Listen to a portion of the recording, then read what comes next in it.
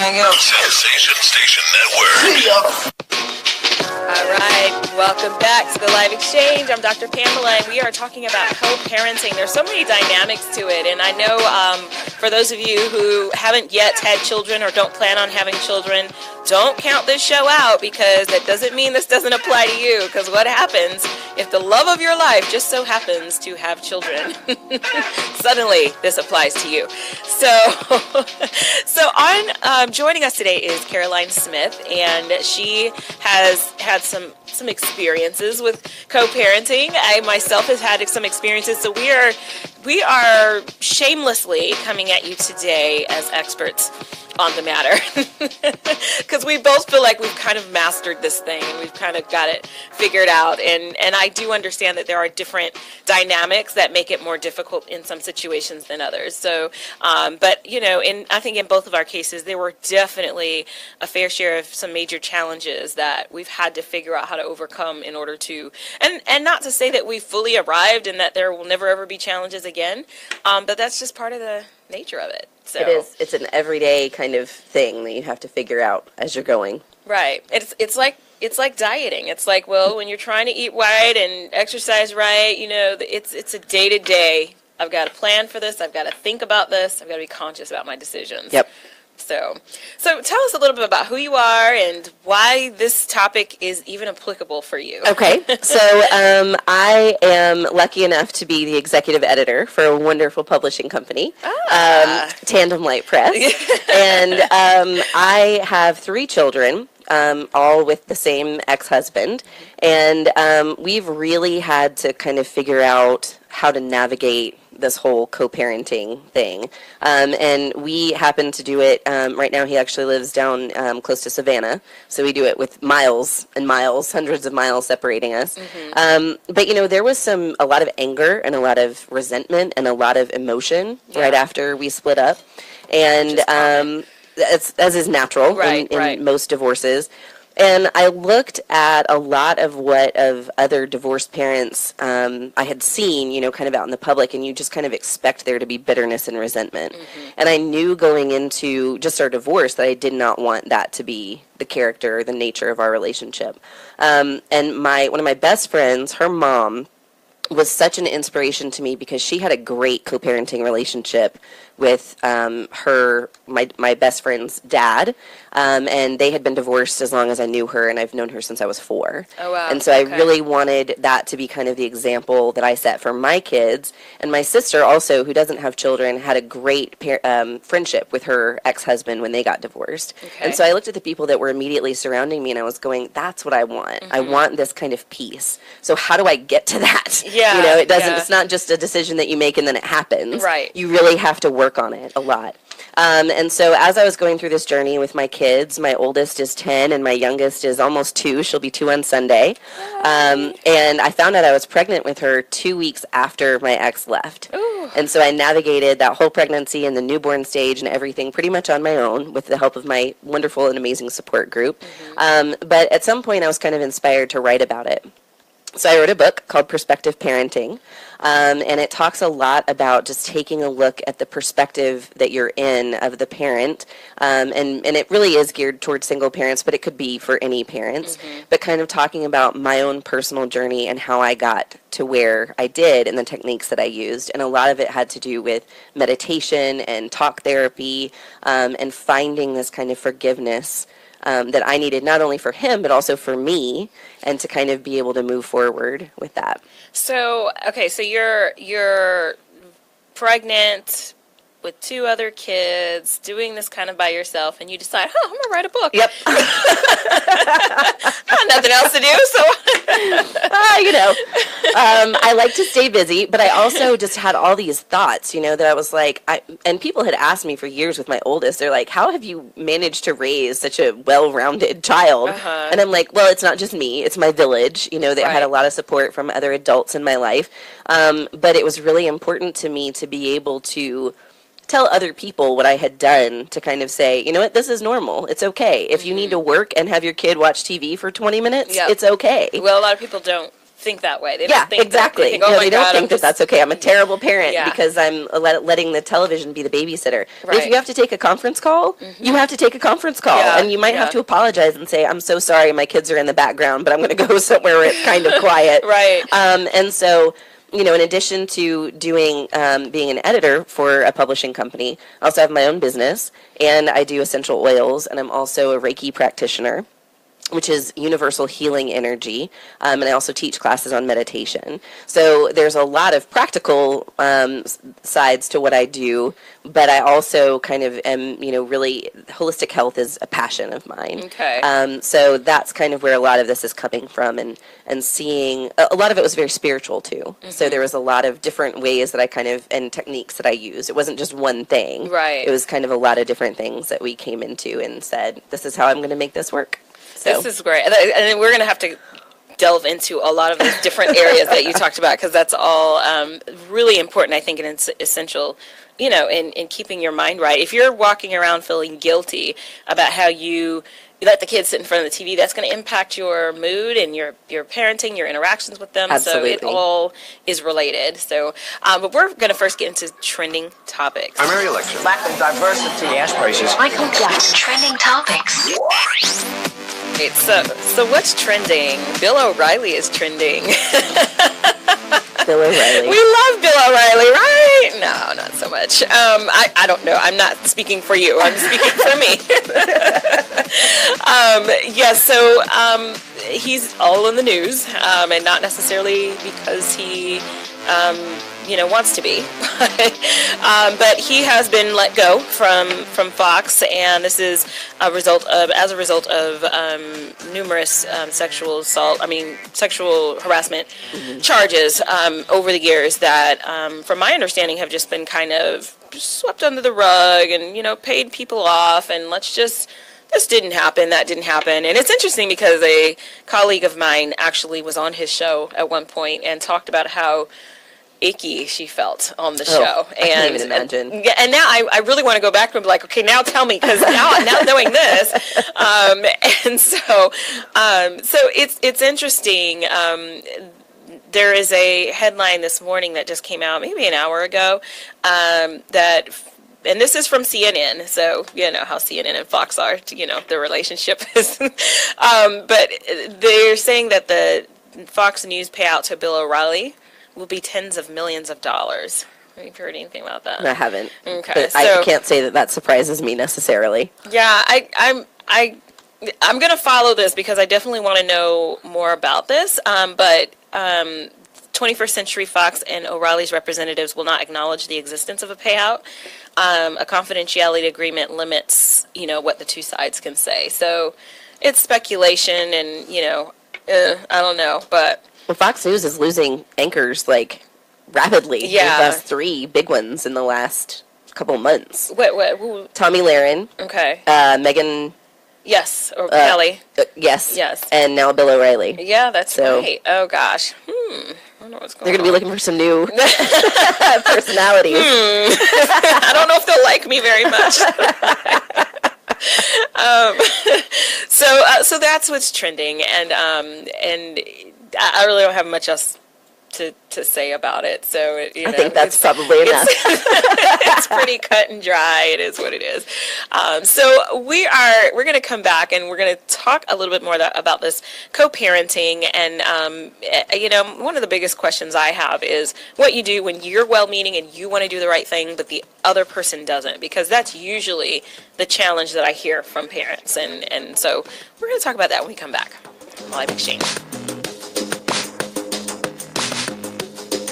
Hi, this is Terry Crews, actor, former football player, and father of 5. I'm also an expert on drama. There's the good kind that comes with having a house full of kids, and there's silly drama like the drama around my percolating pectorals. And then there's the drama you can skip. Skip the drama that comes with not having your high school diploma or equivalency. Find free adult education classes near you and finish your diploma. Visit finishyourdiploma.org. That's finishyourdiploma.org. And leave the drama to actors like me.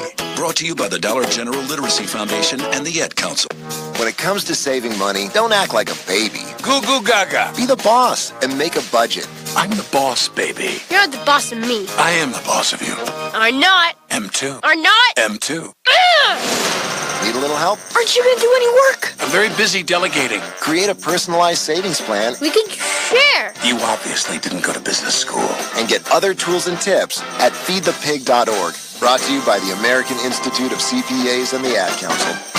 Great leaders aren't born, they're made. And not just anywhere. They're made in special places by special qualified trainers in places like the Academy of Creative Coaching. The Academy of Creative Coaching is an international certification program with courses in health and wellness coaching, spiritual coaching, relationship coaching, executive coaching, life coaching, and cultural competency coaching. Courses are online, hybrid, or face-to-face. The Academy of Creative Coaching is empowering coaches to empower the world.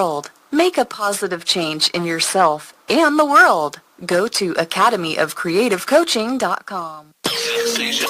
I'm in the zone, man. Network. I'm impressed. All right, welcome back to the Live Exchange. I'm Dr. Pamela, and we're talking co-parenting, and I included co-parenting, step-parenting, other parenting, just, because it's all involves a dynamic, of a lot of people. Yes.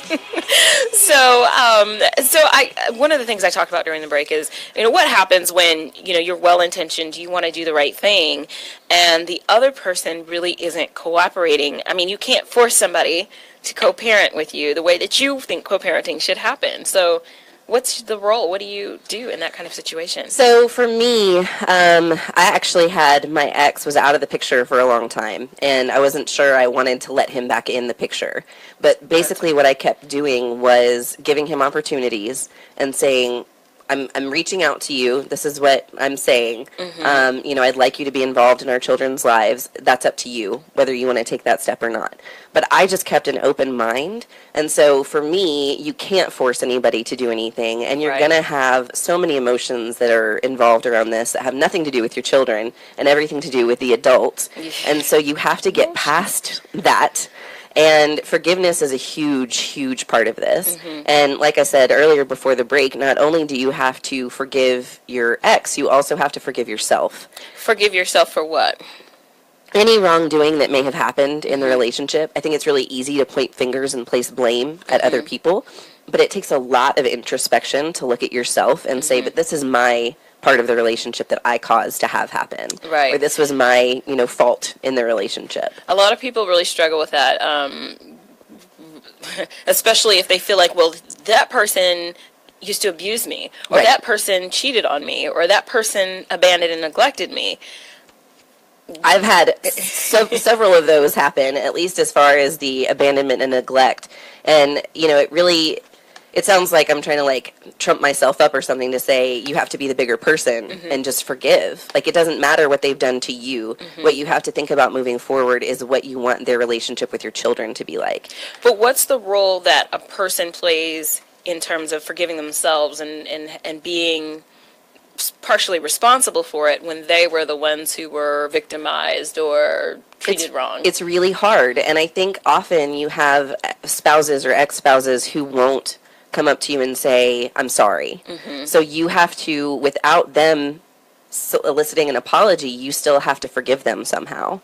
And mostly that's for your own mental well-being, but also for your children. Well, and I mean about forgiving yourself. Right. Yeah. You have to, one of our authors actually told me one time that her ex didn't forgive, he never said, I'm sorry. And so what she did was she wrote herself a letter that was basically him saying, I'm sorry. Everything that she needed to hear from him. But then on the flip side, she also wrote down everything that she needed to forgive herself for. And I thought that was so powerful. Yeah. Because, you can forgive yourself for letting the relationship go or, not getting out of the relationship soon enough or the damage that it might have caused to your children. But I think, and one of the spiritual practices that I tend to involve myself in is thinking in the present and being mindful of right now. So you have to try to let go of that past. Now, obviously, if you're in an abusive abusive relationship, it's going to be really hard to navigate those co-parenting waters because you don't want it to, fold over onto your kids. Right. So obviously these situations have to be taken into consideration, but I think learning to forgive yourself and living more in the moment and kind of trying to let that past go and not even think about the future. Just think about, where am I right now? What do I want my relationship with my kids to be like? And what do I want my relationship with my ex to be like? And that whole not thinking about the future is a hard thing, especially when we're parents, because that's all we think about is, absolutely, how is this going to affect the kid? And, so that's a tough one. But in the spirit of forgiveness, we actually have some research on forgiveness. In the interest of science.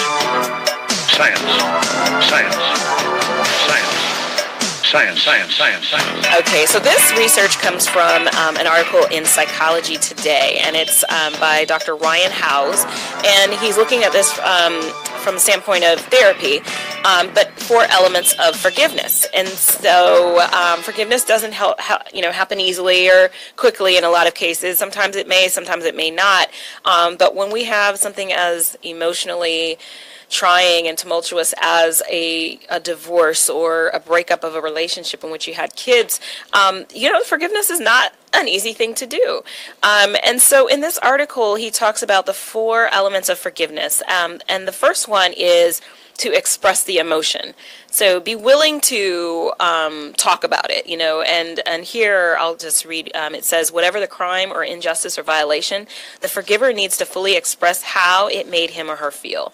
You may not have the opportunity to talk about this to the person, but you do have to be able to express the emotion with a safe group of people, with somebody you trust. But that's essential. Number 2 is to understand why.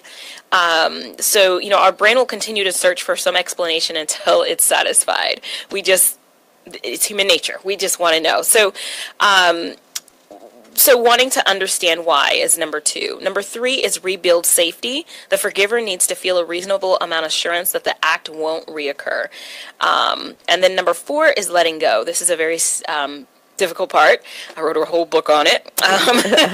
Letting go is making a promise not to hold a grudge. So we're going to talk a little bit more about this and what this means in terms of our forgiveness of our spouses or our ex-spouses in moving on. So stay with us and we'll be right back. I'm more resourceful than I thought. My suit can still make an impression. My video games are still game changers. And my lamp can bring others a bright future. Because when I donate my stuff to Goodwill, it helps fund job placement and training for people right in my community. Now my stuff gets a second chance. And will give someone in my community a second chance too. Goodwill. Donate stuff, create jobs. Find your nearest donation center at goodwill.org. That's goodwill.org. This message brought to you by Goodwill and the Ad Council. Adopt US Kids presents Multiple Choice Parenting. Your daughter just had her first breakup. Do you A, put yourself in her shoes? How could he do this to you? And for Sheila, she has split ends. B, console her. Oh, sweetie, this is going to happen a lot. 4, maybe 5 more times before you get married. C, take charge. Got to get this all straightened out. Keep a little talking to, man to man, mano a mano. Hey, Steve! Is now a good time? No? Okay, no problem. Bye. Or D, help her find a new boyfriend. I know a great place to meet boys. The internet. Nice, single boys. Never mind. How about some ice cream? As a parent, there are no perfect answers. But you don't have to be perfect to be a perfect parent. Thousands of teens in foster care will love you just the same. For more information on how you can adopt, visit adoptuskids.org. A public service announcement from the U.S. Department of Health and Human Services, Adopt U.S. Kids, and the Ad Council. Uncle Dan? Mom? Dad? If you store your guns properly, so not just anyone can get to them. I'll feel safer when I'm playing outside. Safer when walking home. Safer when my friends come over. As your neighbor, I'll feel safer. As a school teacher, I'll feel safer. We'll all feel safer. Your family, friends, and neighbors are all counting on you. If you own a gun, you have a full-time responsibility. When you aren't using it, be sure it can't get into the hands of curious children, troubled teenagers, a thief, or anyone else who might misuse it. Remember, always lock it up. For more information on firearm storage safety, visit ncpc.org. This message brought to you by the National Crime Prevention Council, the Bureau of Justice Assistance, and the Ad Council. Adopt US Kids presents Multiple Choice Parenting. You accidentally cut your daughter's bangs unevenly. Do you A, line things up a centimeter from her hairline? Man, oh man, oh man, oh man, oh man. No. Sweatbands are so hot right now. Everyone's wearing them. Like that basketball player and that other basketball player. B, get spiritual. Mom, where did all the mirrors go? A reflection could never capture our true selves. Huh? Beauty is within. C, look on the bright side. Less time blow drying, more time texting. Or D, show empathy. Mom, you really don't have Ta-da! Twinsies! I kinda love it. As a parent, there are no perfect answers. But you don't have to be perfect to be a perfect parent. Thousands of teens in foster care will love you just the same. For more information on how you can adopt, visit adoptuskids.org. A public service announcement from the U.S. Department of Health and Human Services, Adopt U.S. Kids, and the Ad Council. If you're looking for that ratchet, you're in the wrong place. It's the nation's urban internet station, Sensation Station Network.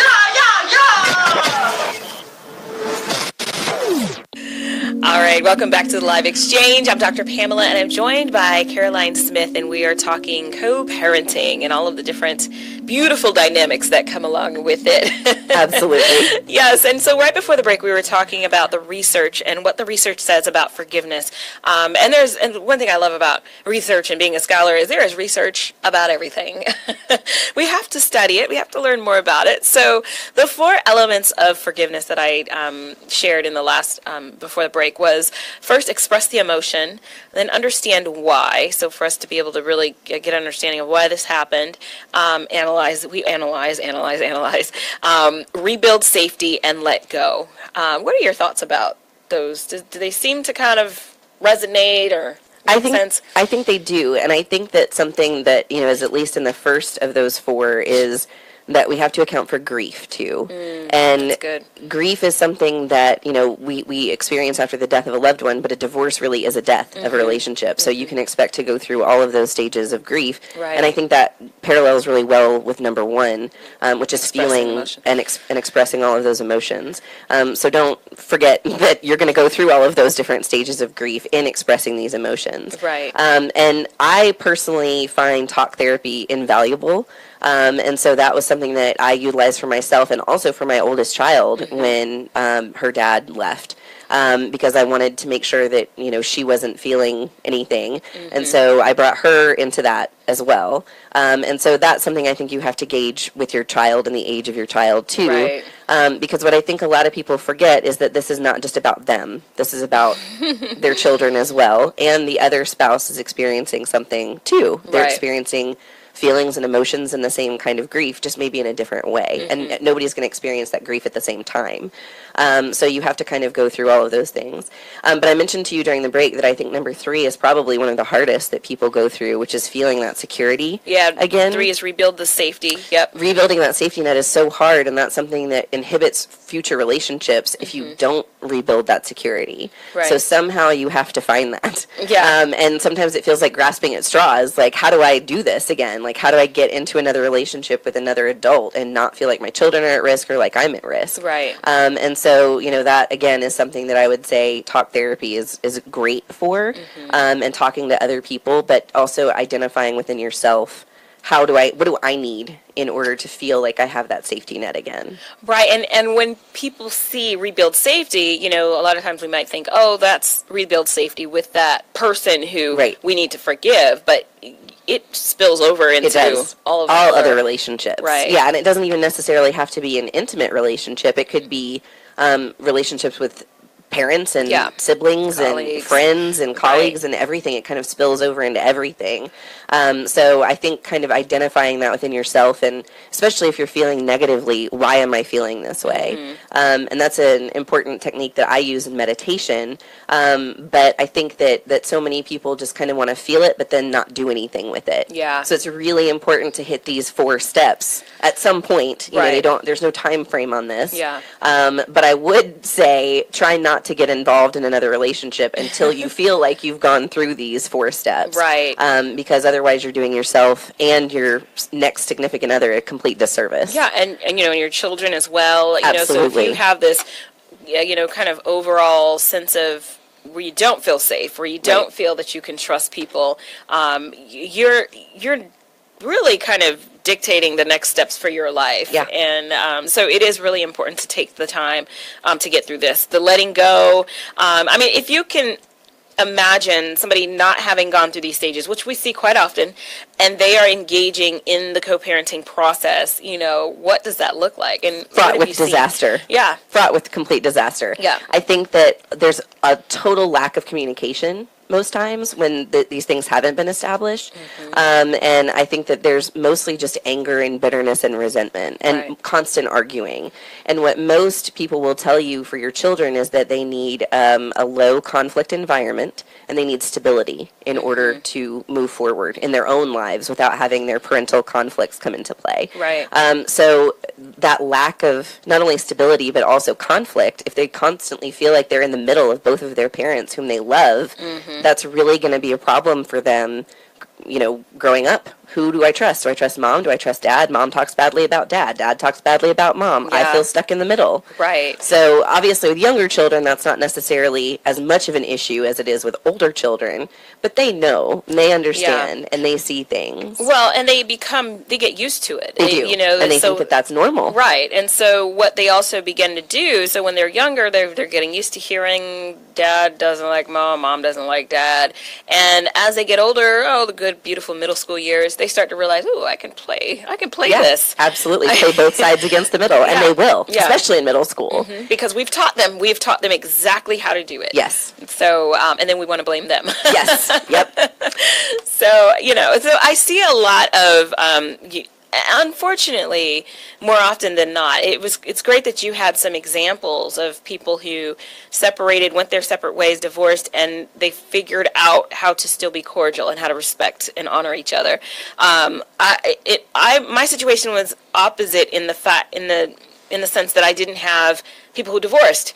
Everybody stayed married. You know, everybody in my family, they're all married, and there's a couple of, you know, I literally can think of 2 who got divorced, and in that case, I wasn't even in the same state, you know, so I wasn't exposed to divorce until I experienced it myself. So for me, there was such a guilt about, wow, I'm not giving my daughter what I had. I'm not giving my son what I had, you know, and that was my motivation. And so I thought they have to be the center of this. So there has to be a way for us to, no matter what we do and every decision that we make, has to come back to how is this going to impact the kids.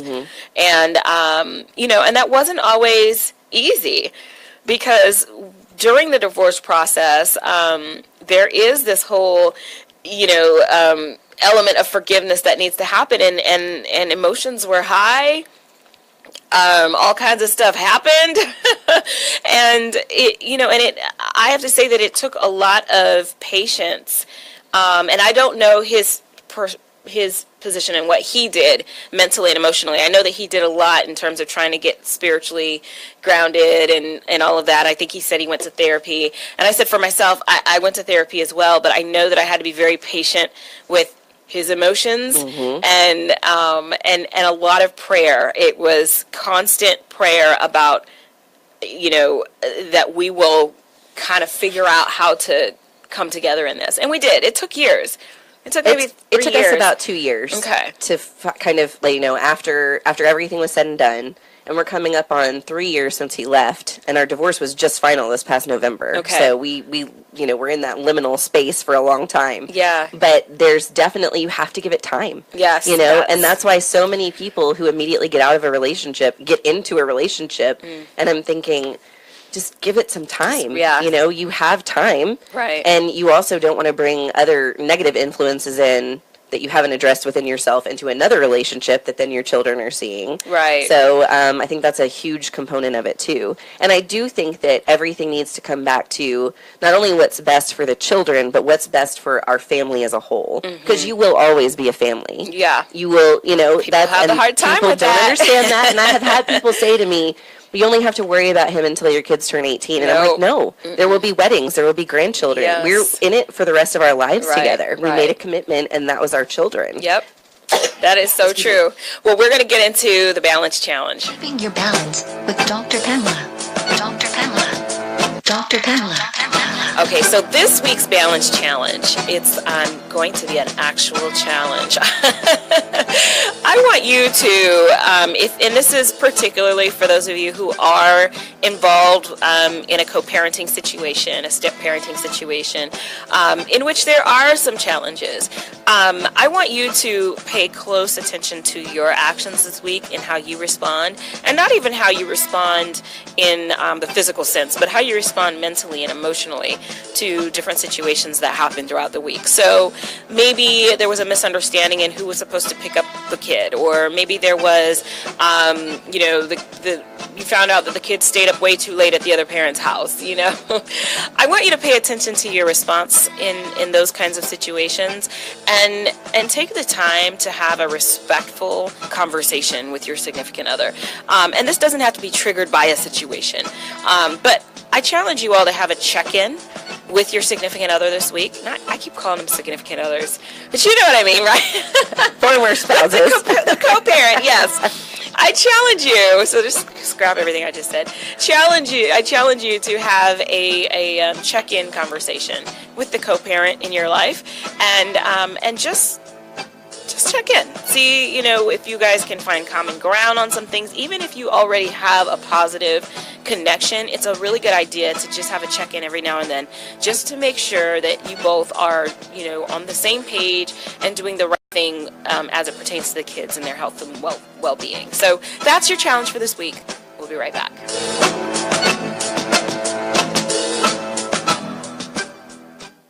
Deliberate dumbing down. Dumb down society. Deliberate dumbing down of America. Dumb down public. Why would they do this? Sensation Station Network.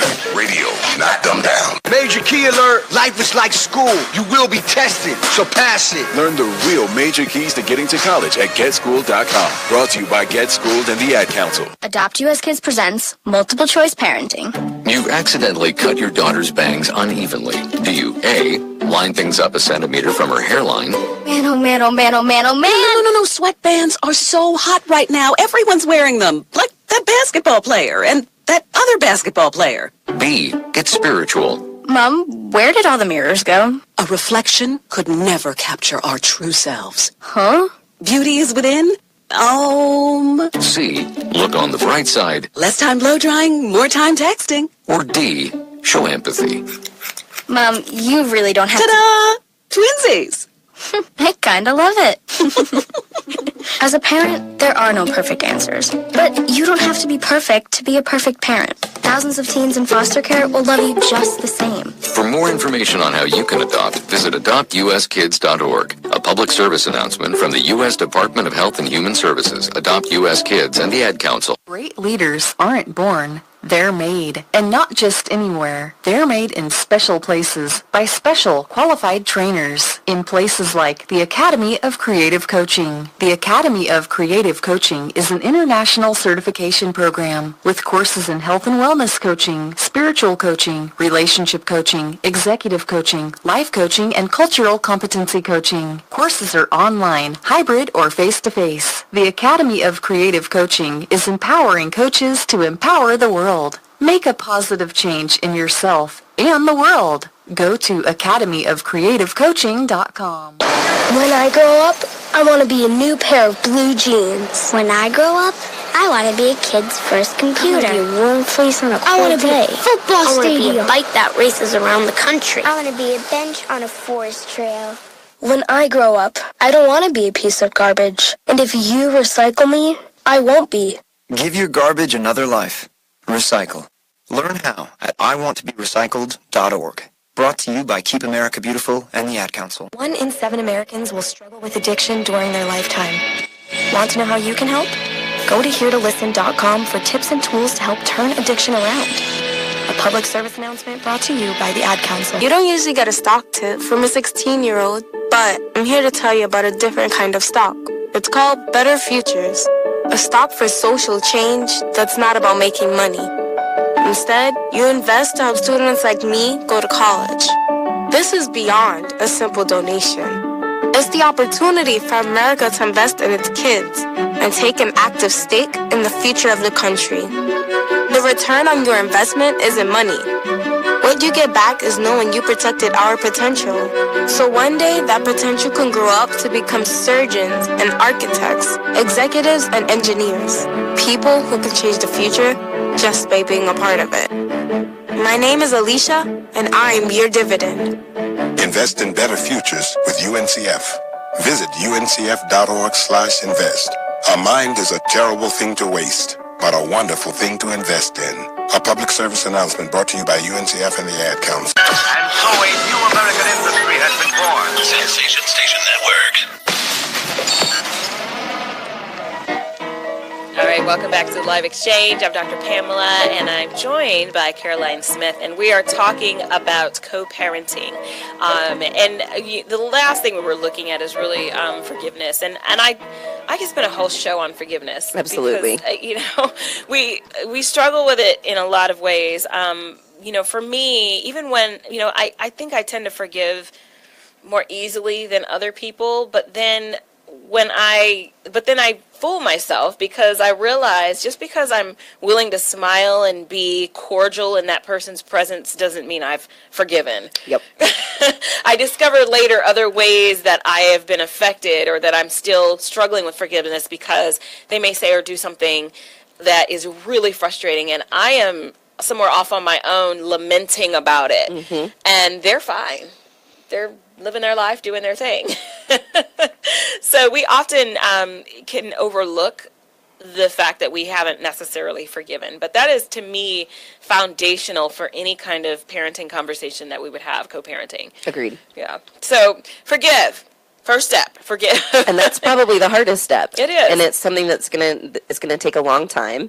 And again, not only do you have to forgive your ex, but you also have to forgive yourself. Right. And I think that's a huge component that people don't necessarily, nobody wants to say, oh, right, this was I'm to blame for this too. Right. And fortunately, my ex and I kind of joke now that he's like 90% to blame for and he admits that. But I bear that 10%. Mm-hmm. And so I have to look at that 10% and say, what was my whole role in this whole thing? Yeah. Because nobody is completely blameless on one side or the other. And it's nice that we can joke about that now, but it took a long time. Yeah. But, our families have been friends for 3 generations, and our sisters are best friends. And so we know that no matter what, we're going to be in this together for a long time. So we have to figure out how to navigate it. Right. So that forgiveness component was one of the first and most essential steps, I think, in us being able to navigate any kind of co-parenting situation. Yeah. Well, and I would love for those of you who are joining us on Facebook Live or joining us, via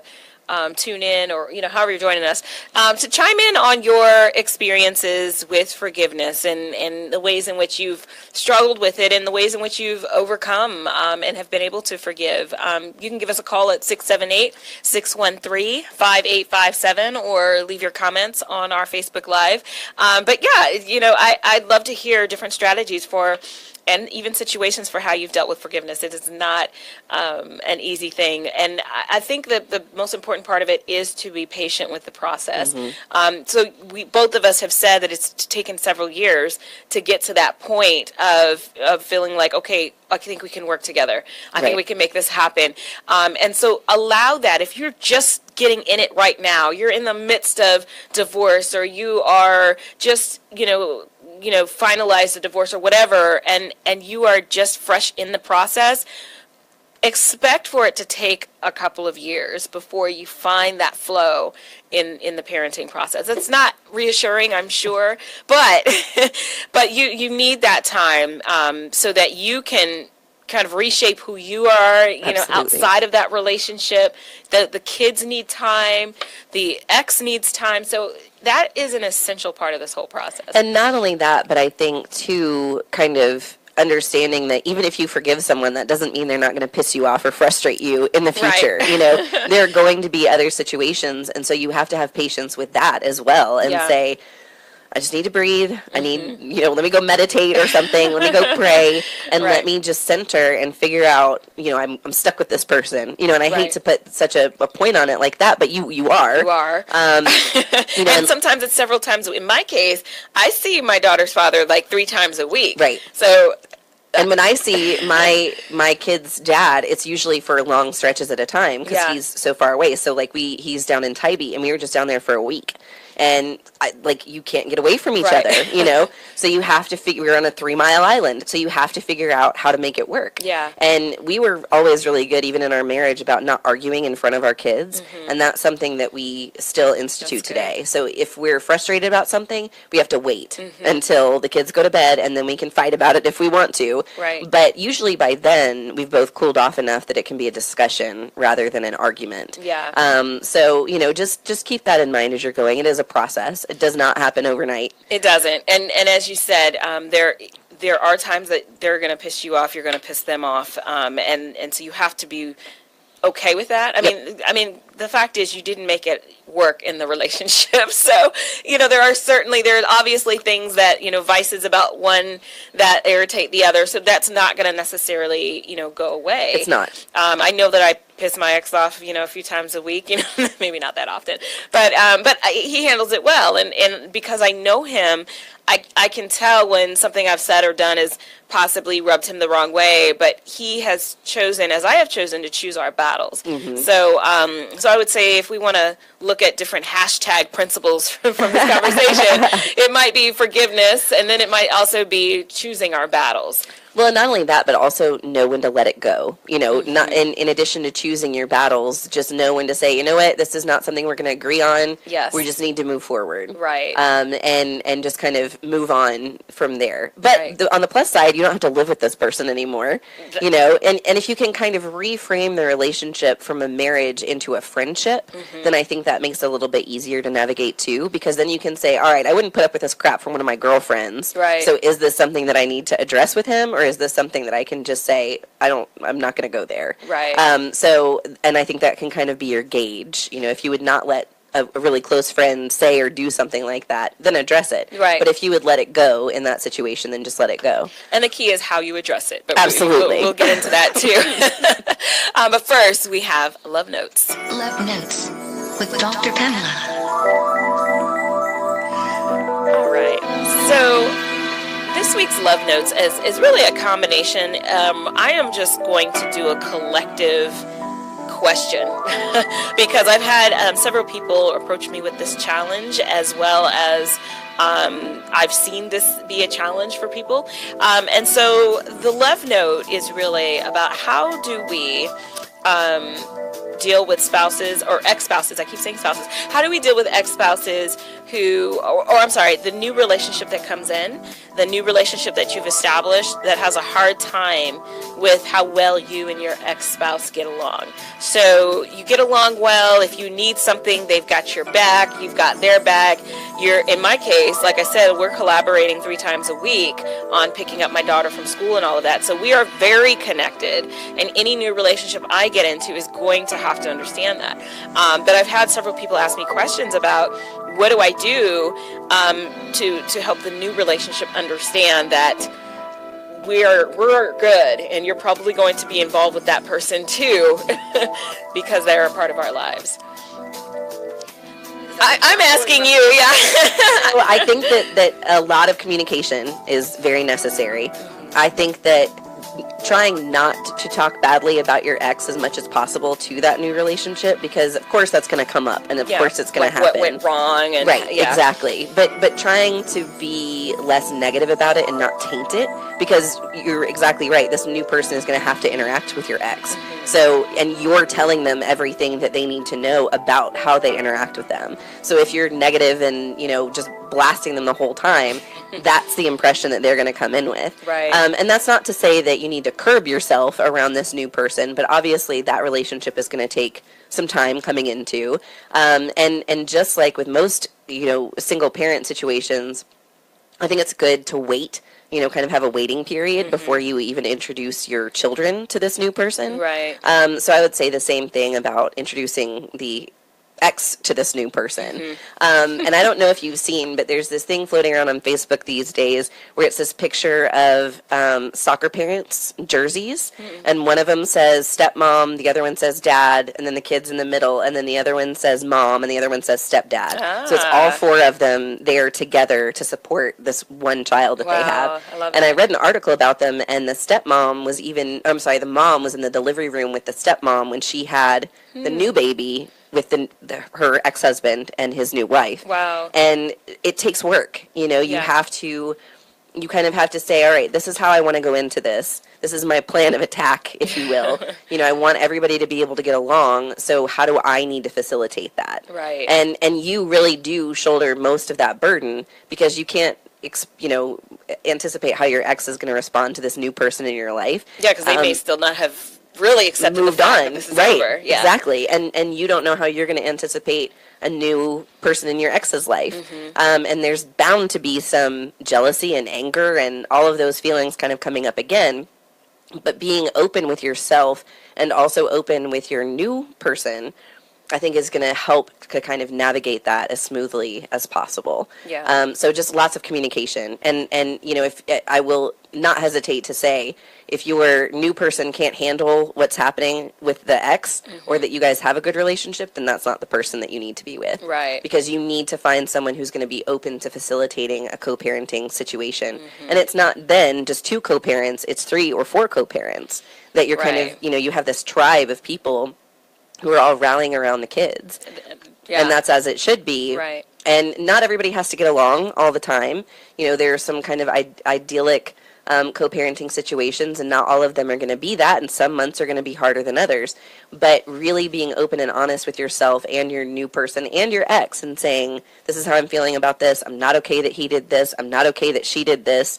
And allowing yourself to vent without releasing just kind of a torrent of negative emotion onto that new person. Right. And I think it's important to establish how you're going to communicate. So if there is something that, let's say my ex has a girlfriend and I didn't like the way that she interacted with my child, we want to establish, do I go to the ex about that, or do I go straight to the girlfriend about that? I mean, so those are the kinds of communication lines that need to be established.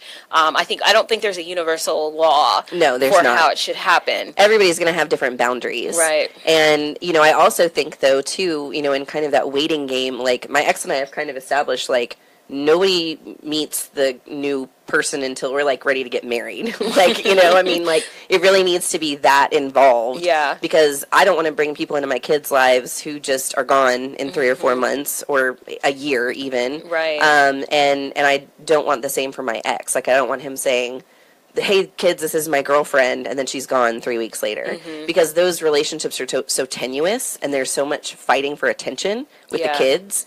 And they don't really see their dad enough anyway. So for us, I kind of said, you don't see the kids all the time. And he did have an ex-girlfriend, or now ex-girlfriend, but girlfriend. And I'm like, I don't think we need to introduce her just yet. We need to wait a little while. Is that okay with you? And we had a really open conversation about that. And he's great. like, if it gets serious, then I really want them to meet her. But he also understood where I was coming from and saying, your kids don't spend enough time with you as it is, so we don't need to introduce this new person, because then they're going to be feeling like they're fighting for your attention while she's around. Yeah. So. And it's good that there was an open conversation about that, because again, if you haven't established the forgiveness, or you're not at least working on it, those kinds of conversations can get heated. Really heated, Yes. So you have to, like I said, and I can't say it enough, that forgiveness is the foundation, because that is going to help you have those level-headed, necessary conversations. So I had several thoughts as you were talking about all of those, different situations. So I'm going to have to make sure that I capture all of them. But I think the first thing is that if the ex is jealous, or not the ex, the current person is jealous, or they feel like, as soon as I turn my back, you guys are going to get back together. That's another dynamic here. So it's not necessarily just about having to interact with the ex, but it's also whether or not they can trust that you're not. Because I can say that me and my ex, we get along great, and if you're listening, you're a great person, but I don't think we're getting back together. and so I'm pretty sure of that. I'm very sure of that. But anybody who I date may have the insecurity that because we can, I mean, just a couple weeks ago, we met up and hung out and had a couple of drinks. But it was totally a platonic thing. And so how do you, where are the lines and what's... That's so hard because I feel like that's a lot of insecurity on that new person rather than on you. You know what I mean? And that's something I feel like they're going to have to work through, that they can certainly project onto you, but you can't, like in my ex and I, we were together for 15 years, and I know that we're better friends than we are married. Like, I don't need anything else to, happen to understand that. And so, a new person coming in might be a little bit afraid of that kind of relationship because we have that bond. And I think that that's totally natural. But I think reassurance and saying, you know what, we have this bond, we were really close, and now we're good friends, and, we have to be able to do this to navigate for our kids. Hopefully at some point they'll come around. Yeah. And again, for them, I think it's just going to take time. Right. That, this is something you need to be open about, you need to be honest about, and saying there is no relationship there other than the interest of raising our children. If we didn't have children together, we probably wouldn't be speaking to one another. Exactly. I probably wouldn't know where, Exactly. Where is it, Exactly. So, yeah. Or, in my sister's case, she and her ex are still really close friends. He's in London and LA half the time, but they still talk and they're still close. So that could be the situation with my ex, but again, they know, and they tested the waters for 7 years, that this is just not something that they're going to get into a relationship with again, or an intimate kind of relationship like that. Yeah. So patience and time and communication. Yeah, absolutely. Well, and I think that, probably, and it's funny because I joked about this with my ex, we probably should have just been best friends. We probably would have been cool like that. But I am also co-parenting with another. There's two fathers, and the other one I probably wouldn't even know where in the world he is if there wasn't for it's for having a child. Totally different situation, and I'm going to talk a little bit more about that one because that's not the rosy one. So we'll be right back. Now we come to the special feature of our program, Sensation Station Network.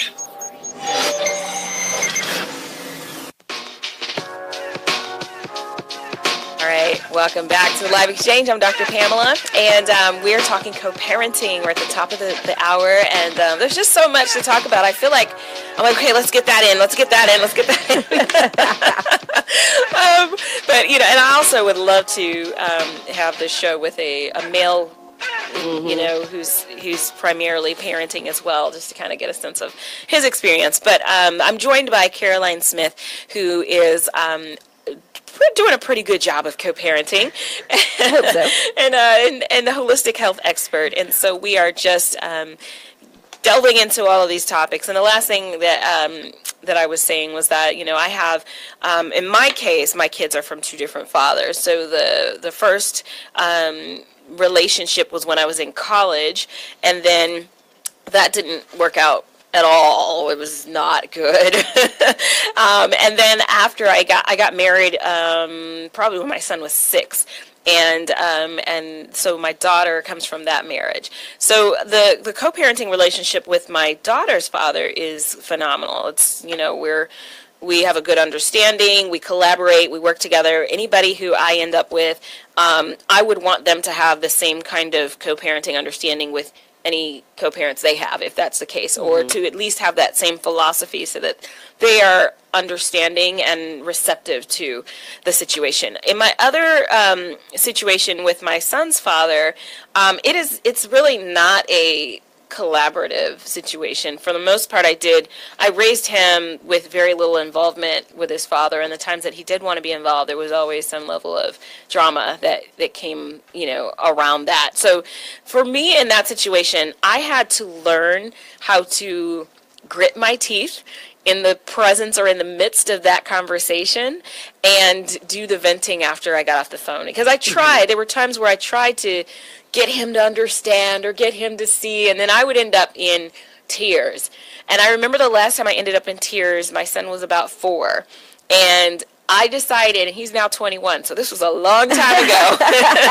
I decided that day, I remember being on the freeway, on the phone with him, in tears, screaming, because he just wouldn't, he was the kind of person who wanted to, he was spiteful, and so he wanted to trigger me, and he wanted to say things that were cruel, and I am very much not like that. I'm not going to try to be cruel just for the sake of it. So I don't know what he was saying exactly, but whatever it is, it was really cruel, and I couldn't get him to let's just talk about the topic at hand. I decided that day, never again will I allow myself to get so emotionally involved with a conversation. I can't force him to do anything. I can't force him to be respectful, and I am not going to allow, and this kind of goes along with a theory that I've shared quite a few times about Gilligan's theory of ethical moral development, and what it is a relationship context that looks at whether or not, or the extent to which we allow violence to be a part of our lives. And violence is not necessarily physical from the standpoint of this theory. It can be that somebody is ignoring you, or they're disrespecting you, or they're treating you really badly. So that was the day that I decided no more. That this is not going to continue. And so any relation or conversation I had with him from then on out was to the point, for information only. I don't want to go beyond that. And if it gets out of hand, I'm going to dismiss myself from the conversation. And that's what I did. And I managed to be able to raise my son, for the most part, drama-free. There were certainly moments where I was angry and frustrated, but I learned to grit my teeth and just go deal with it, without all of the emotion. Mm-hmm. It's hard. Yeah. It's really hard, because I think my co-parenting situation is kind of somewhere in between both of yours. And I have full custody of my kids. So I decide if I want their dad to be involved in their lives at all. Okay. And it was really important to me, though, that they do have their dad in their lives in some form or fashion. And our oldest, he traveled a lot when she was younger, and he wasn't really around much. So he wasn't like this foundational part of her childhood. But she still has a relationship with him. And that was important to me, that she know that her dad is there for her on whatever those terms he wants them to be. I would have preferred them to be, more available. But, this was kind of one of those situations for us anyway, where I can't force him to do anything. Right. I can't force him to respond or behave in the way that I want him to. So that just means that I have to step up, and I have to let all that stuff go. And I think it was probably, actually not too long after I read the 4 Agreements, which we just talked about, yes. Which talks a lot about people living in their own realities.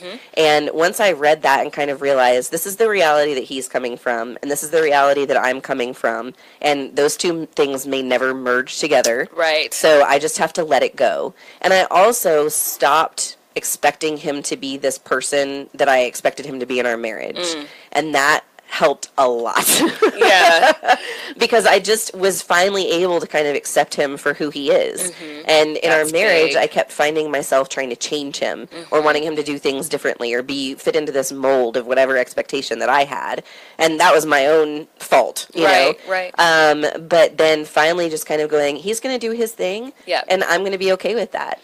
He's going to go off and travel or work or whatever, and it's okay, because that I don't have any expectations of him anymore, except that he's going to help parent his children. Right. So his involvement really is kind of up to me, which I try to lord over him or anything, because I want him to be involved. And I said that from the very beginning, since the time that we split up. I want you to be involved. I want us to have a good relationship. And that was kind of my theme, throughout. And even when things were ugly between the two of us, I kept saying, I still want you to be involved with your kids. Yeah. And I still want you to be around and be their dad, because you are their dad. There's no replacement for you as their father. You gave these children life. Yeah. They need you. Yeah, exactly. Yeah. And I think that, I posted something not too long ago on Facebook just about how without him, I would not have these children.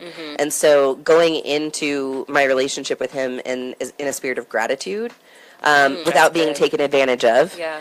was also really, really helpful for me. You know, just thank you for the part that you've had in these children's lives. Without him being who he is, whether that's positive or negative, and sometimes negative, I wouldn't be who I am. Yeah. So I wouldn't know my own strength if he hadn't put me through what he put me through. And I wouldn't probably be doing all of the things that I'm doing if he hadn't put me through what he put me through. Oh, that's so good. that's a lot of what my book talks about, actually, is kind of taking the perspective and twisting it on its head and putting a positive spin on it. I love that it. I'm not going to be miserable. I refuse to be miserable. I refuse to be angry and bitter. Yeah. I'm going to be happy and positive for my kids and for myself, because that's important for me as well as for them. That's beautiful. Mindset. When we come back, we're going to talk more about mindset on the Life Change. Now we come to the special feature of our program. Sensation Station Network. JBT 700 Miami Circle 30324. It's not a chain, it's a chain reaction. Invest $49 a month at a real gym. For more info, go to facebook.com/Jeans Body Tech.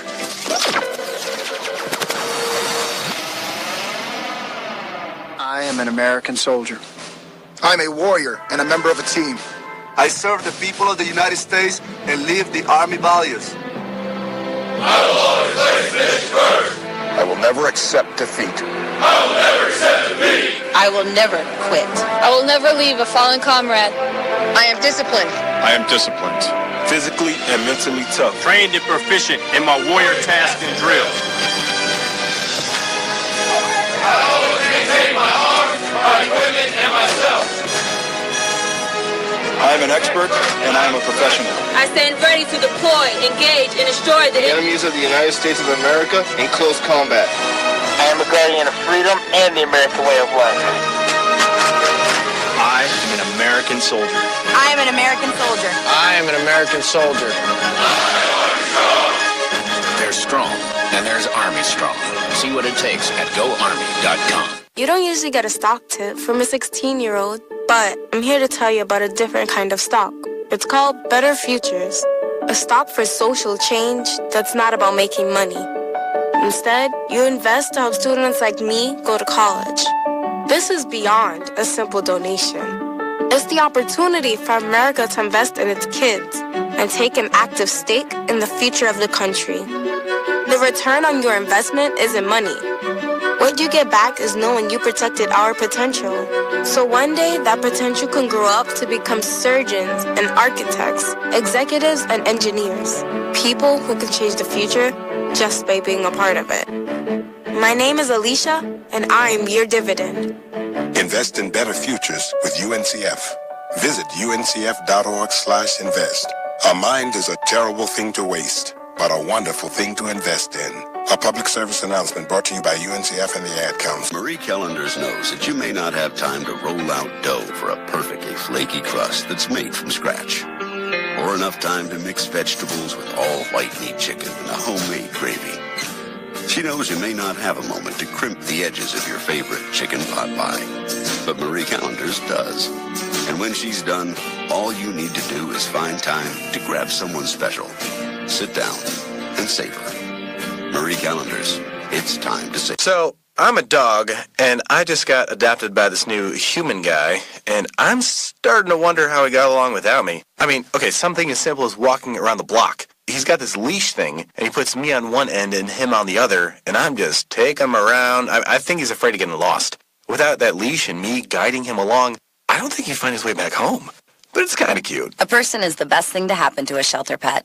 Be that person. Adopt. Brought to you by the Ad Council and the ShelterPetProject.org. Deliberate dumbing down. Dumb down society. Deliberate dumbing down of America. Dumb down public. Why would they do this? Sensation Station Network. Radio, not dumbed down. Primary election. Lack of diversity. Gas prices. Michael Jackson. Trending topics.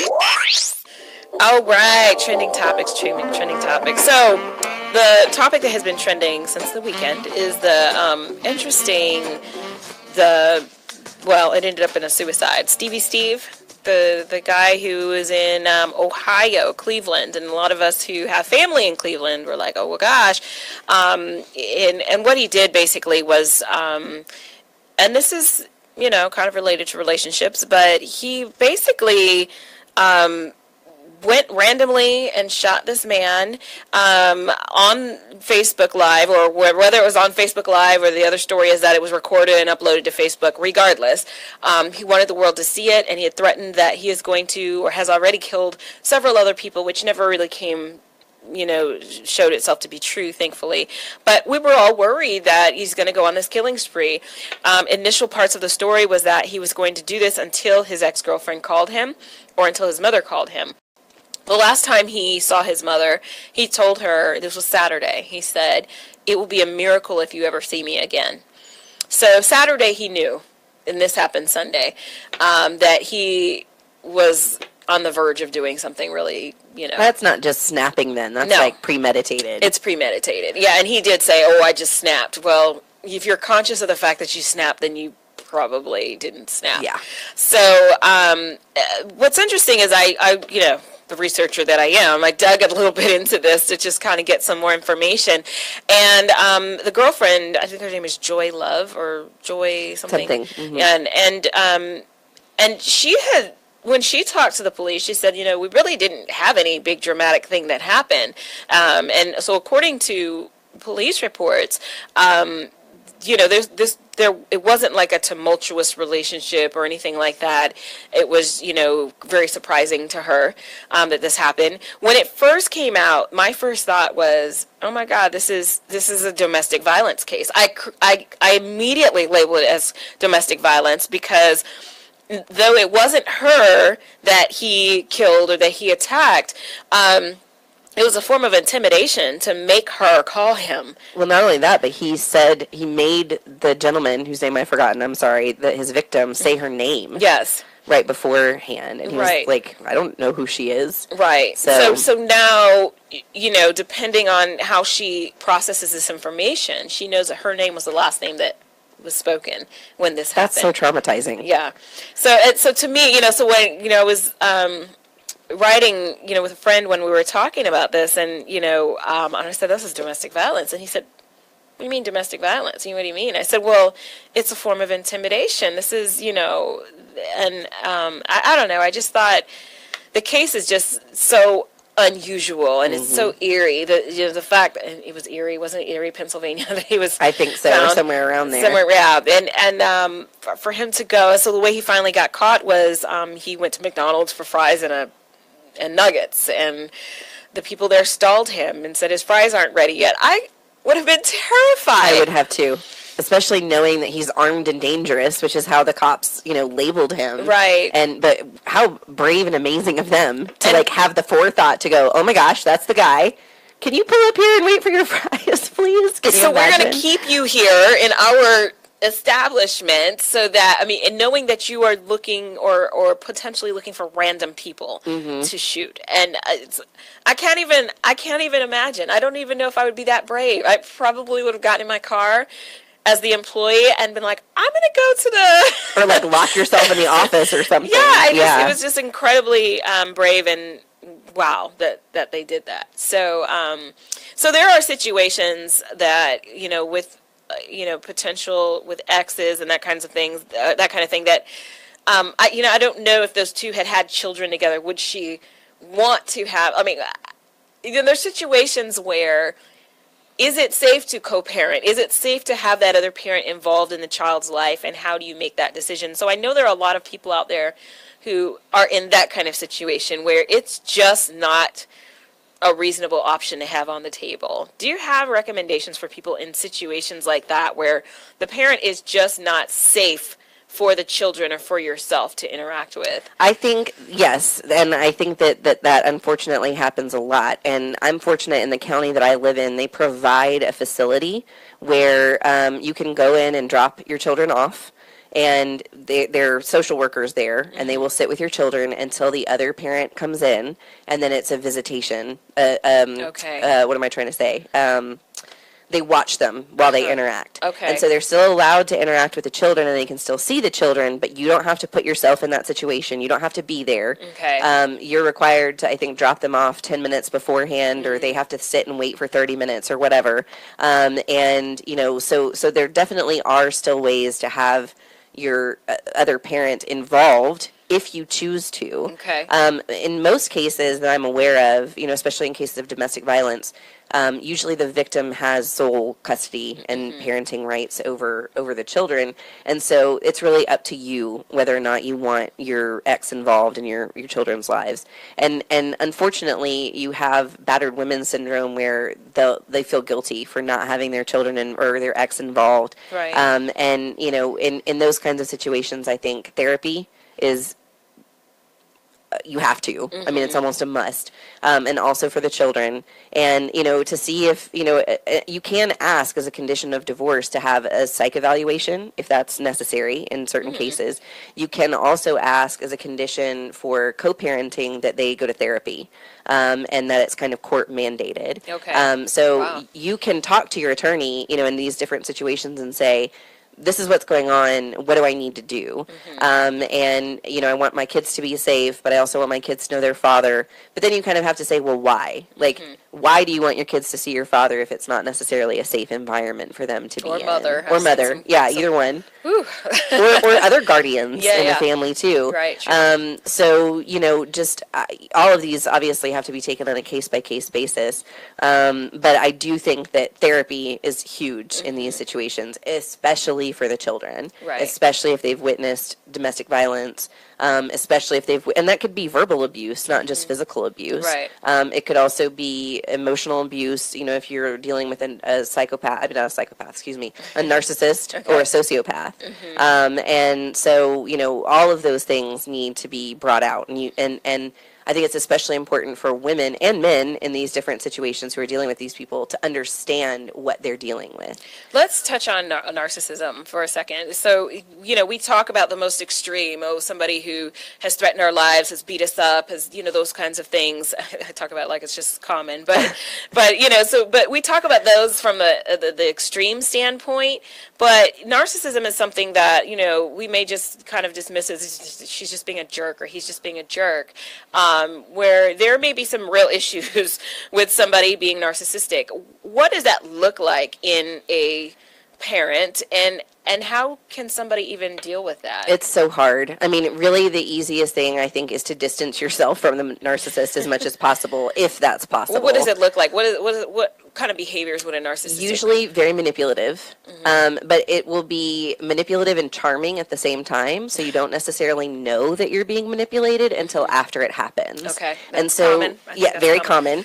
And so this is something that happens, usually years later, or you may be outside of the relationship and go, oh my goodness, he's got or she has all the classic symptoms of narcissism. And so usually it's this person thinking and doing things only for themselves, or in a way that it looks like it might be for you, but really it's for them. And so there's a lot of ego involved in narcissism, but kind of using you or your children as a means to an end. Yes. Are we going to break? Because I'm hearing the music. I think we are. All right. Stay with us. We'll be right back on the Live Exchange. When it comes to saving money, don't act like a baby. Goo goo gaga. Be the boss and make a budget. I'm the boss, baby. You're not the boss of me. I am the boss of you. Are not. M2. Are not. M2. Need a little help? Aren't you going to do any work? I'm very busy delegating. Create a personalized savings plan. We could share. You obviously didn't go to business school. And get other tools and tips at feedthepig.org. Brought to you by the American Institute of CPAs and the Ad Council. Uncle Dan? Mom? Dad? If you store your guns properly, so not just anyone can get to them. I'll feel safer when I'm playing outside. Safer when walking home. Safer when my friends come over. As your neighbor, I'll feel safer. As a school teacher, I'll feel safer. We'll all feel safer. Your family, friends, and neighbors are all counting on you. If you own a gun, you have a full-time responsibility. When you aren't using it, be sure it can't get into the hands of curious children, troubled teenagers, a thief, or anyone else who might misuse it. Remember, always lock it up. For more information on firearm storage safety, visit ncpc.org. This message brought to you by the National Crime Prevention Council, the Bureau of Justice Assistance, and the Ad Council. Major key alert. Don't ever play yourself. The key is to make it, so make it. Learn the real major keys to getting to college at GetSchooled.com. Brought to you by Get Schooled and the Ad Council. In the interest of science. Science. All right, so what is the science for today? So first hour we talked about forgiveness. The second hour we are looking at a term called ethical relativism. So there's a lot of, so now what I found in just looking up and researching ethics, relativism, there are different types of relativism. Mm-hmm. And so this particular one I'm looking at is ethical relativism. And the reason why I want to look at this is because when we parent, we have different ideas of how things should be done. We were raised to believe a certain set of, or follow a certain set of morals, whereas the person that we are co-parenting with may have a whole separate set of morals and standards by which they live their lives. When we're married, it's easier for us to negotiate those things and have a conversation and kind of come to terms with what we want to accept for our household. When we're not married and we're co-parenting, you've got household A, household B, and who knows, there may be a household C. And now you're having to negotiate these different values from different households, and that may have their own very different culture and contexts. So ethical relativism is a theory that holds that morality is relative to the norms of one's culture. And so what's normal and culture doesn't have to, culture is a very broad term. So culture can be with relation to your religious culture. It could be to the culture of the type of neighborhood that you're from. A lot of different things. So the moral norms, say that 5 times fast. The moral norms that are accepted in Caroline's household when she grew up may be very different than the moral norms that were accepted in my household when I grew up. And so there are, though, ethicists who reject the theory of ethical relativism. They claim that while the moral practices of societies may differ, the fundamental moral principles underlying these practices do not. So, for example, in some societies, killing one's parents after they reach a certain age is common practice, stemming from the belief that people are better off in the afterlife if they entered it while physically active and vigorous. While such a practice would be condemned in our society, we would agree with these societies on the underlying moral principle, which is a duty of care to the parents. But that's the underlying, Right. Societies then may differ in their application of fundamental moral principles, but agree on the principles. So we agree on the principles that we should respect our parents, take care of our parents, duty to our parents, but how we play that out may be very different from one society to another. And the same can apply to our households. We may all believe in the value of education for our children, but how it plays out may be very different. You may be very firm on these kids are getting homeschooled. The other parent may be very firm on they are going to the best, private school in the state, which is only $50,000 a year. Then they're welcome to pay for it. So how do people with very different ideas of how the kids should be raised come to a place where they can negotiate that? That's tricky. And I think that, more often than not, your morals are going to align with this person's morals. Otherwise, you probably wouldn't have gotten married and had children together. Mm-hmm. But certainly there are situations that come up even after you've had children, and you can talk about these things ad nauseum, during pregnancy or whatever. But until they come up, you don't necessarily know that they're going to be important. Right. So it can be things like discipline or religion or education or what insurance they're going to have, how you want them to be treated medically, and all of those things can differ. In our household, my ex hates doctors, so he would never go to the doctor. In my household, everyone in my family is in medicine in some form or fashion, so immediately go to the urgent care, go see the doctor. And my own personal philosophy has evolved over the years that we're going to try naturopathic methods first before we go to the doctor. But, my my ex probably isn't likely to take my children to the doctor if anything is wrong with them. They may have a bone sticking out of their arm, and he may go, let's just wrap it up and just put an ace bandage, you'll be fine. So obviously we would differ on things like that. However, I think that when our own personal ethics come into play and relativism, we can apply these things when our children are with us, but as long as they're not being harmed in any way, I think we kind of have to let go of whatever the other parent wants to do and communicate and have expectations and boundaries of what's okay and what's not okay. Right. But as long as they're not suffering any harm from it, then we kind of need to let them be their own parent. And that's really hard for parents who are really set in their ways about absolutely. How and things type should A be done. And controlling. Yes, absolutely. And I have to give much kudos to my daughter's father because he is a type A, systematic, this is the way things need to be done, and he knows that I am the hippie, like, woohoo, let's do whatever we want kind of parent. And he has chosen his battle and has not allowed that to frustrate him, at least not in my face. Well, and your Joy is not coming to any harm. Yeah, she's not coming to harm. So it's really important to be able to think about. We're going to talk more about that when we come back. Great leaders aren't born. They're made, and not just anywhere. They're made in special places by special qualified trainers in places like the Academy of Creative Coaching. The Academy of Creative Coaching is an international certification program with courses in health and wellness coaching, spiritual coaching, relationship coaching, executive coaching, life coaching, and cultural competency coaching. Courses are online, hybrid, or face-to-face. The Academy of Creative Coaching is empowering coaches to empower the world.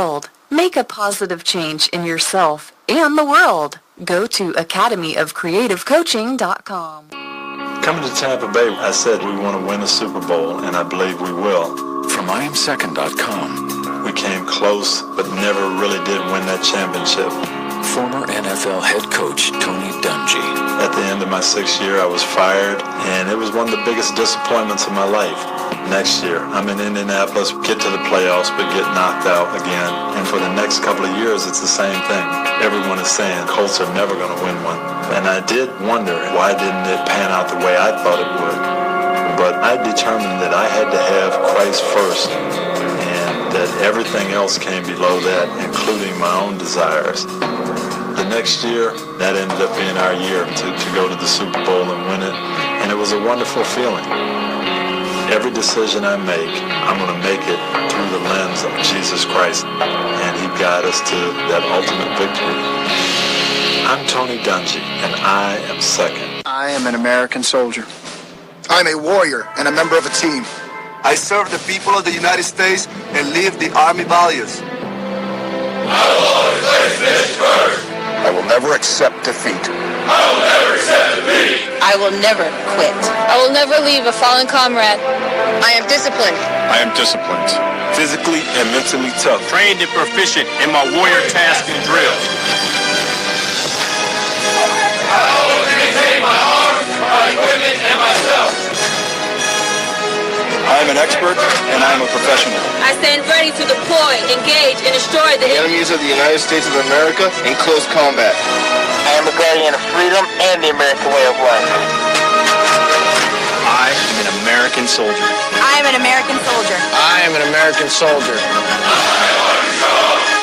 There's strong, and there's Army strong. See what it takes at GoArmy.com. Hey, Dr. Phil here. You know, I help people solve difficult problems every day, but one problem has me stumped: childhood hunger. Nearly 16 million children in America struggle with it. Luckily, the Feeding America network of local food banks collects surplus food, giving hope to hungry children and their families. But they need your help. Join me in supporting Feeding America and your local food bank at feedingamerica.org. Brought to you by Feeding America and the Ad Council.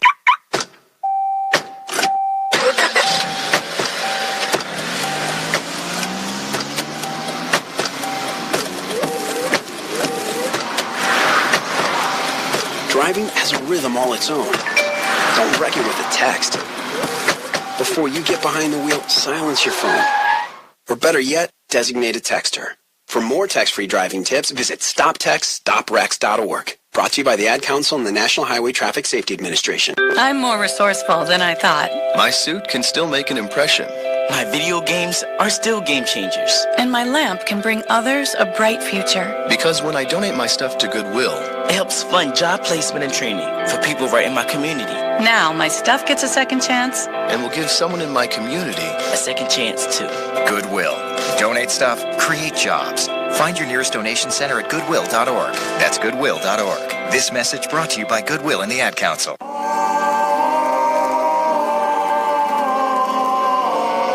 Welcome back to Live Exchange. I'm kind of digging this music. It's kind of meditative. Should I be It is, totally. Oh, goodness.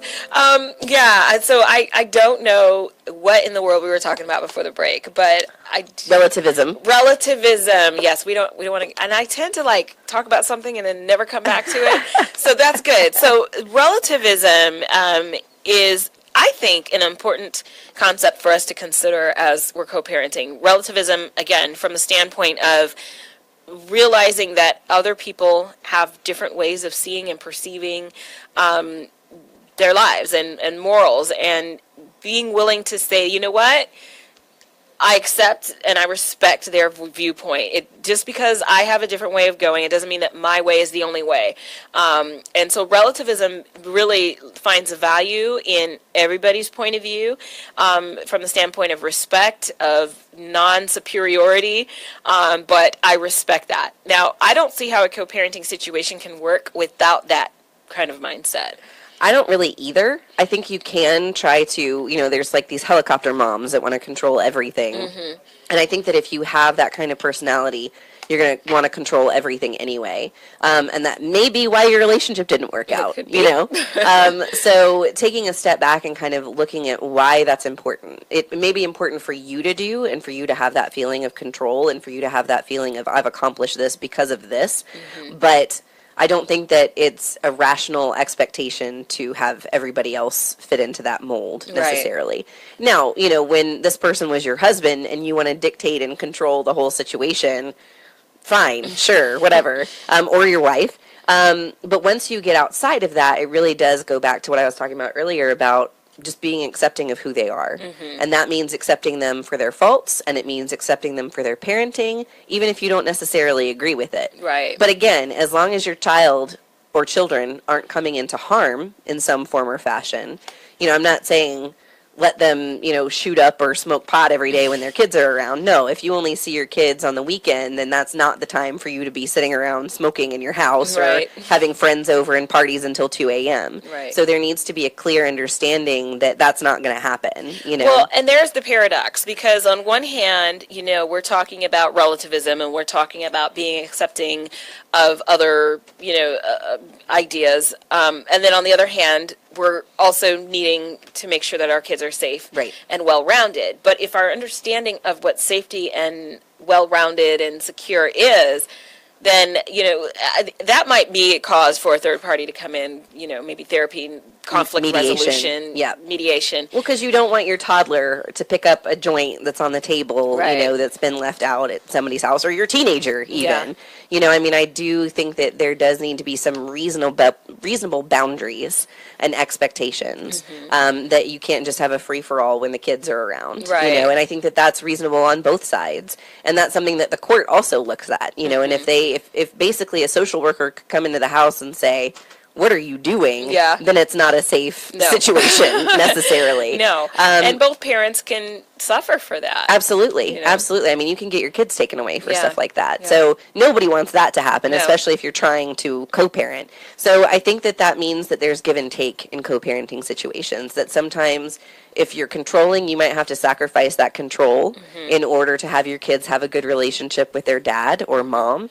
And if you're completely lackadaisical and don't care about anything, then you're going to have to institute some control and say, all right, well, I'm doing this for the benefit of my kids. Right. And that's what makes you a good parent. Well, and it's funny because, my daughter, when we got divorced, she was 2. So she doesn't remember us being in a household together, and so all she knows is mom's house, dad's house. Right. And a couple of weeks ago, she said, Mom, I really like the way that our life is. I love going to your house and then I love going to your dad's house. I'm kind of happy that you guys aren't together. I was like, that's interesting. I never thought I would hear her say that. Right. But she said that she really likes the difference between my house and his house, and there's I guess some kind of balance that she gets from that. So for me, like I said, I'm very free spirited. When she gets home, I don't say, so did you do your homework? You need you to sit there and you need to spend an hour on your homework. I don't, because I already know she's going to handle it, and even if she doesn't do it right when she gets home, she always gets her homework done. So I never even tell her when to do it. I'm very unstructured. Sometimes we will be up till 10 o'clock. Sometimes she goes to bed at her bedtime, which is 9, which is very rare in my house. At his house, she is in bed by 9 o'clock on the sharp. When he picks her up, she's doing homework. He's got a schedule, and he knows that I don't do the same thing. And I think I appreciate the fact that he's not always writing me about, well, she didn't go to bed at 9. What's the problem? And and there's been times in the beginning where he was very uptight about some things, but he has chosen to choose his battles. And I mean, again, like she's not coming into any kind of harm. She's not. There's nothing wrong with parenting that way. Yeah. And I think you see this in a lot of. It's pretty common in co-parenting situations where you'll have one household that's really strict and another household that has. Is a little more free with the rules. And really, my best friend had that exact situation in her house. It was her dad that was really strict, and her mom, who was kind of the hippie, free love for everybody kind of thing. And I was very rarely at her dad's house, even though they didn't live very far apart. I was always at her mom's house because we could stay up and talk until 4 o'clock in the morning and not go to sleep. And her dad wouldn't allow that. But neither of us could sleep, like when it was time to go to sleep. So we had to stay up and talk all night. So there was definitely some give and take for her there too, and with those parents as well. And both parents were in other relationships, and their other significant others were fine with the way they parent. And I think that that's something to take into consideration too that we haven't really talked about is what the expectation of these new people coming in and trying to be parents. Right. So yes, that's another kind of thing to implement. But as long as boundaries and communication are involved, and free flowing communication, then I think that that's what's important. Yeah. And the rule with my daughter is, I don't care what you do when you get in bed, but I need you to get in bed. 9 o'clock, 10 o'clock, whenever. And her dad, you're going to sleep when you get in bed. But she's like me. When I was 16, I'd be up, I don't know, writing or doing poetry, and so I'm okay with that. We're going to go into the balance challenge. Keeping your balance with Dr. Pamela. Dr. Pamela. Dr. Pamela. All right, so this week's balance challenge is for you to have a conversation, just a check-in with the co-parent in your life. So, and this may involve, and we can talk about this after, this may involve the co-parent and the co-parent's significant other, and you and your significant other, if depending on who all is involved. But my challenge for you is to have a check-in conversation with them, and if you don't do it regularly, I would say do it regularly. It doesn't have to be every week, but if you do it every few months, maybe every 6 months, I just want to see how things are going. Are we on the same page? Are our kids taken care of? Are there needs that we need to further address? But just to have a check-in to make sure that the co-parenting connection is running the way that it should be running. What are your expectations?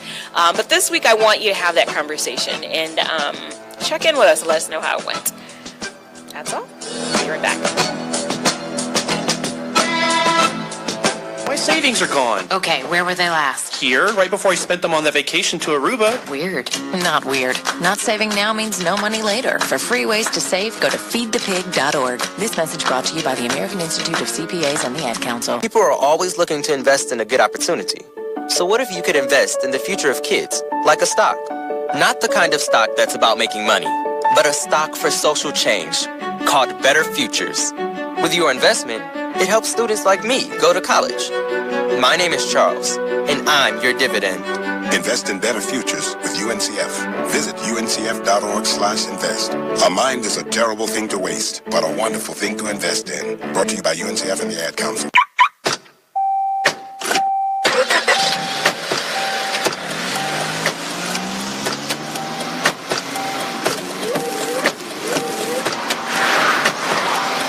Driving has a rhythm all its own. Don't wreck it with a text. Before you get behind the wheel, silence your phone. Or better yet, designate a texter.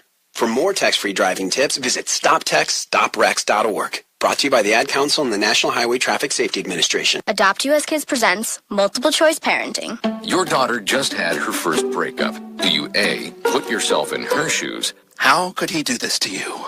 And for Sheila, she has split ends.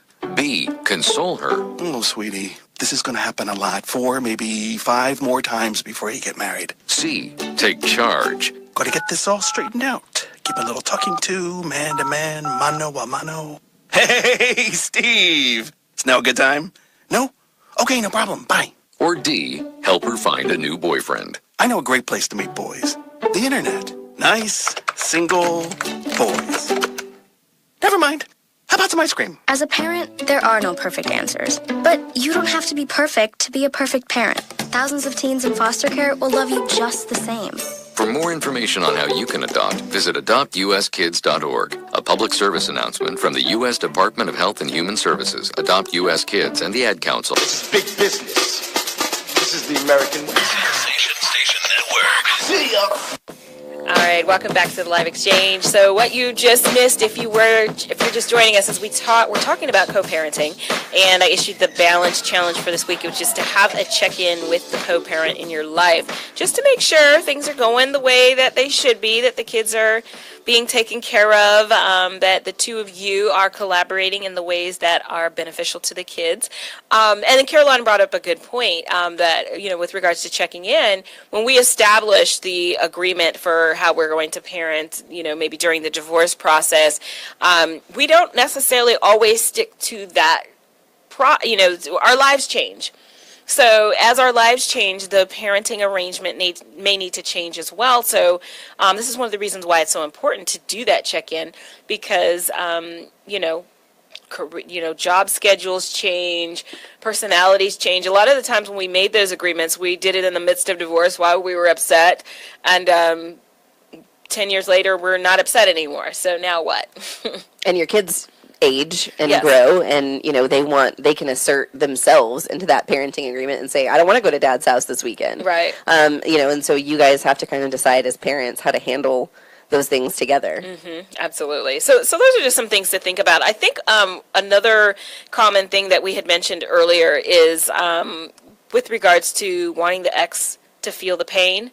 And, when we're upset, and this is kind of with regards to unforgiveness, but making sure that they know the pain that you feel, or that they're, and so we may get pleasure out of it in the moment, I just hung up on him. Yeah.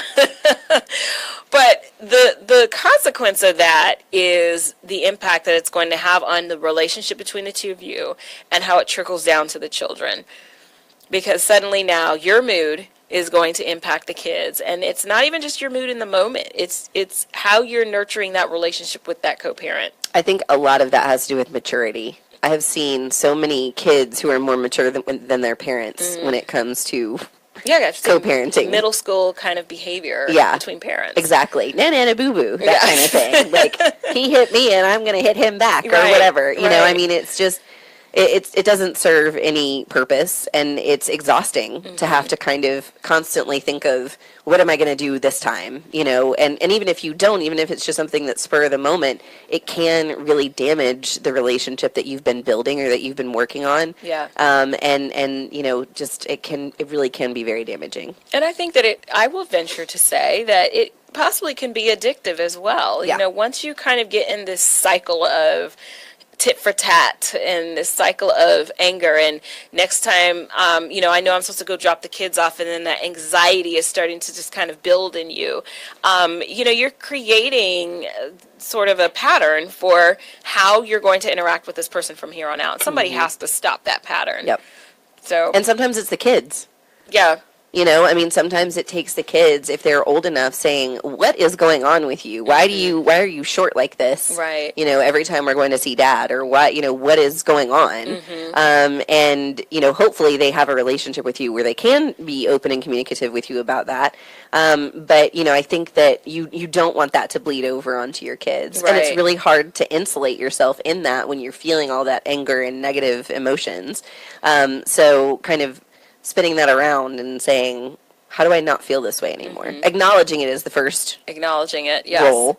And then kind of trying to move past it from there is the next step. Well, and I want to reiterate a point you made earlier about changing how you see the person. You know, so yes, they pissed you off, they treated you awful, but what that experience did for you was it showed you how strong you are. Yep. You know, it showed you what you're able to overcome, what you're able to do by yourself. So if you can change your, attitude of gratitude was one of our hashtags. But if you can change your mindset to have an attitude of gratitude, and no matter what the situation was, you are where you are, and you can only grow from the challenges that happen in your life.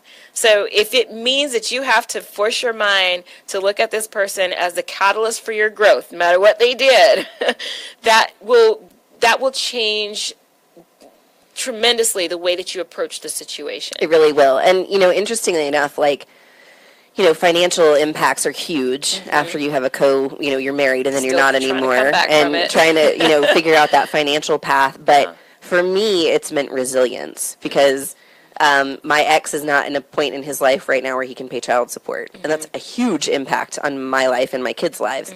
But what it's made me do is be more resourceful and say, okay, how am I going to do this? How am I going to make it work? And I always make it work. Yeah. But, you know, what am I going to do this month, you know, to bring in some additional income?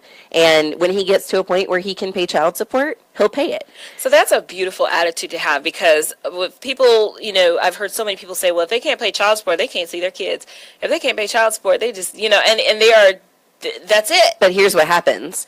If they can't pay child support, they can't see their kids, and then they have no relationship. Or if they can't pay child support, you report them to the state, and then they can't work because they're in jail. Right. And then they really can't pay child support, and they can't see your kids. Right. So who is benefiting from that situation? Exactly. Now, you know, if they're back, you know, on child support like 20 years or something, obviously that's kind of an issue.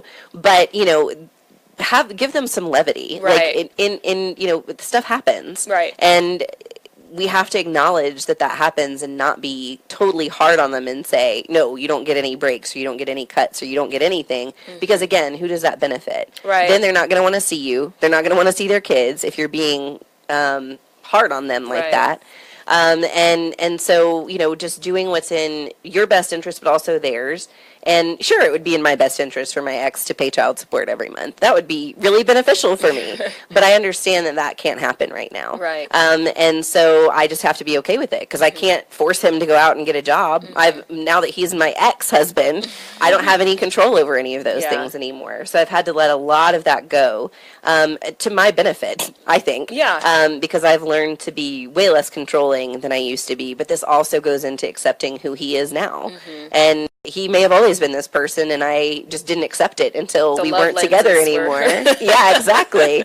Well, and I read a study not too long ago that it's the first 18 months, like, our brain is clouded by love, and you don't really realize until sometimes after you're married, within those 18 to 24 months, that, like, oh my God, what have I gotten myself into? Yes. So that definitely, those rose-colored glasses come into play. But, you know, acceptance and forgiveness, I think those are kind of our two key words from this co-parenting. And to also not let other people's input, damage the relationship that you have with the co-parent. Exactly. So because I have had plenty of people say, well, you can probably take them to court, because we have an agreement for what child support is. Right. Outside of the court.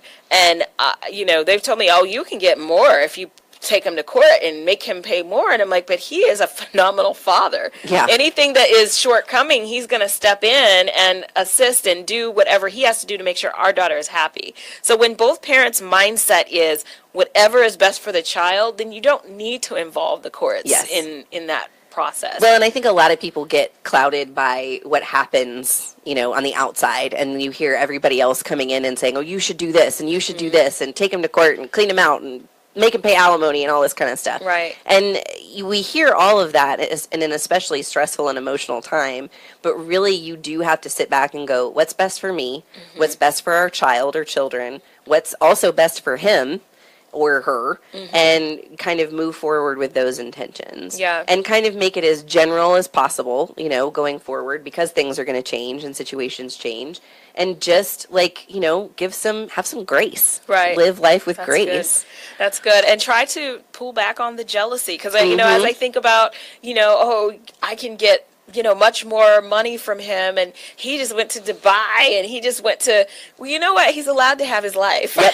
And so your exes are allowed to have their lives. Yes. And without your input, without your jealousy, you know, and so just consider your co-parenting relationship. The one thing we didn't get to talk about was the other parent and theirs, you know, or the significant other that we bring in and their values and how that impacts our parenthood. And is there anything we can, in 2 minutes, say about that? Oh, I think that just being open is huge. But if you see that your co-parent or new co-parent or boyfriend or spouse or fiance, or if you are the new parent, you know, step back. These are not your children. These are somebody else's children. They have a mother and a father, or a mother and a mother and a father and a father, or whatever their situation might be. Right. And they don't need you unless you're asked. You know, unless if I'm a mom and I have a significant other and I say, what do you think about this? What should I do?